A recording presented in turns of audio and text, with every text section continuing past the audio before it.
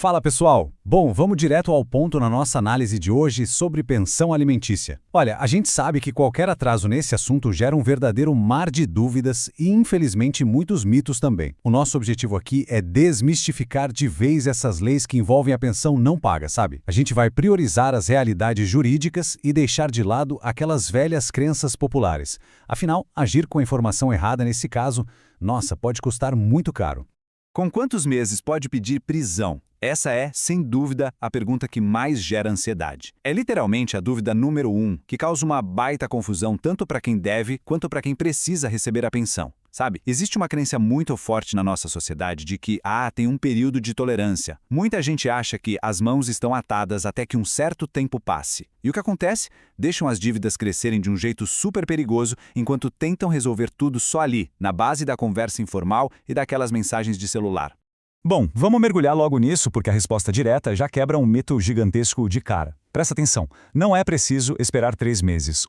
Apenas um.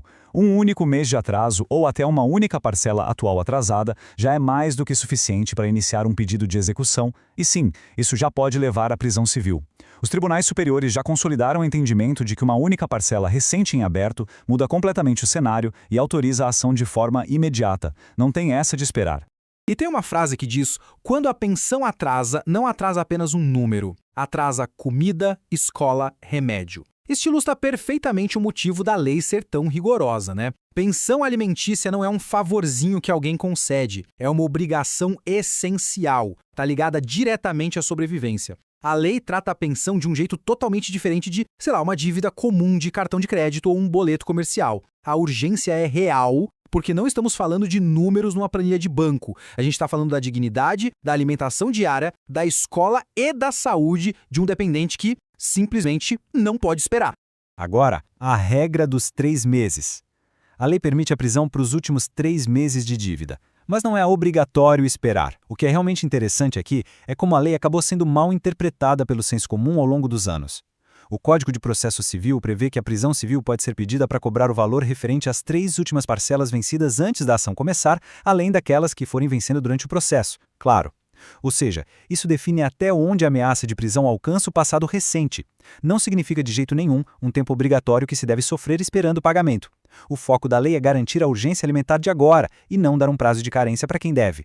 Então a gente tem a prisão criminal contra a prisão civil. O ponto crucial aqui é entender exatamente a diferença da natureza dessa prisão. O atraso na pensão não gera uma punição criminal convencional. A pessoa não está sendo presa porque cometeu um crime comum, sabe? Mas sim porque ela descumpriu uma obrigação que tem proteção especial do Estado. É uma prisão civil. Ela funciona estritamente como uma medida coercitiva. É uma ferramenta de pressão máxima criada para forçar a garantia das necessidades imediatas do dependente. O objetivo principal não é punir e colocar atrás das grades, mas sim fazer pagar.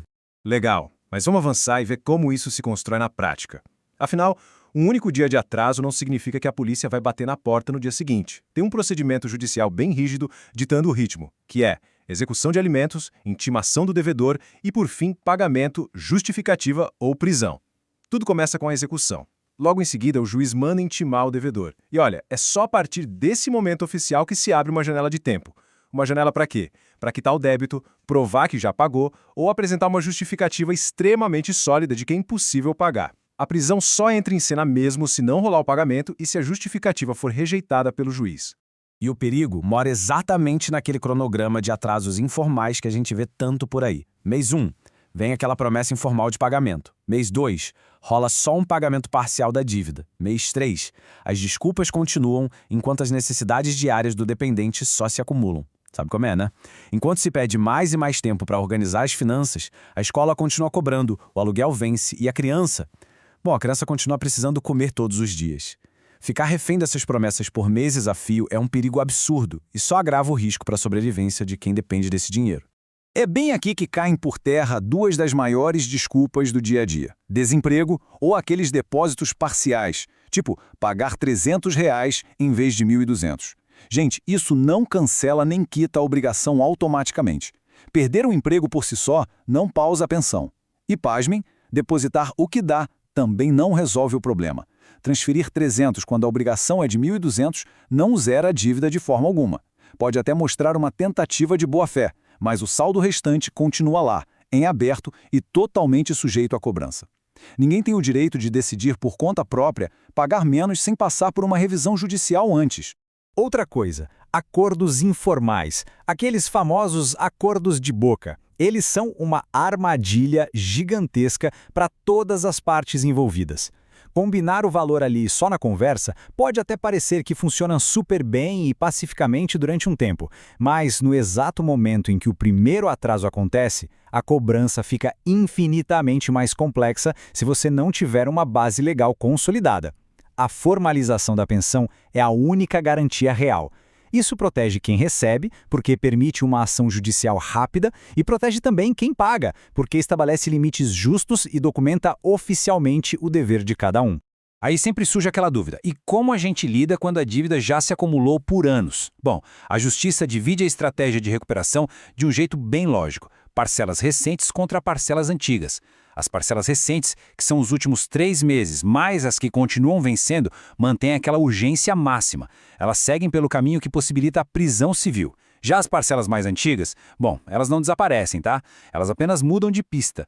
O caminho para recuperar meses ou até anos de dívida antiga foca direto no patrimônio do devedor. Aí entram medidas bem pesadas que escalam super rápido. Bloqueio de contas bancárias, penhor de bens e até descontos diretos lá na folha de pagamento. E para que o sistema judicial possa aplicar tudo isso com eficiência, a organização é fundamental. É indispensável construir um histórico com provas concretas. Anota aí o checklist de provas do credor. Começa com os comprovantes e mensagens de texto que provem as cobranças ou as promessas furadas. Depois, extratos bancários mostrando que o depósito realmente não caiu.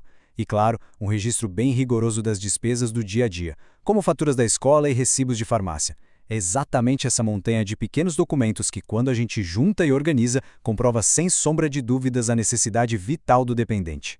Por outro lado, a gente tem um plano de ação do devedor. Para quem está numa situação de autêntica dificuldade financeira, simplesmente ignorar o problema é uma escolha desastrosa.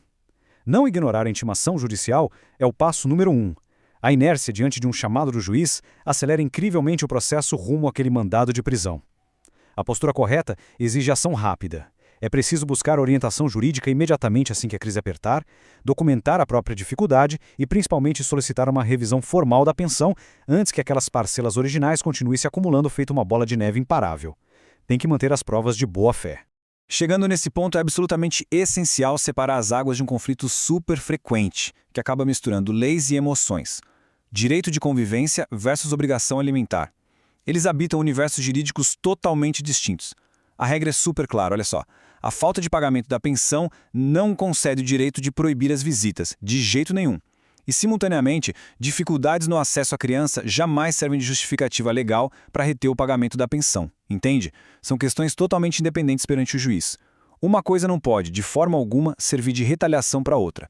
E para a gente fechar, fica a pergunta, qual é a medida mais rápida e segura para garantir o pagamento? Ao finalizar essa nossa análise de hoje, a gente percebe que o foco inteiro da questão precisa ser ajustado. A pergunta que deve guiar as ações não é quantos meses devo esperar passivamente para poder agir. Em vez disso, a urgência alimentar exige que se pergunte qual é a estratégia jurídica mais eficiente hoje para garantir a segurança de quem precisa. Seja através do risco de prisão para as dívidas recentes ou do bloqueio de bens para os valores antigos, o atraso exige uma resposta legal e não uma paciência infinita. E a reflexão que fica com a gente é, até quando o medo de agir formalmente vai continuar colocando as necessidades básicas de quem mais precisa em compasso de espera?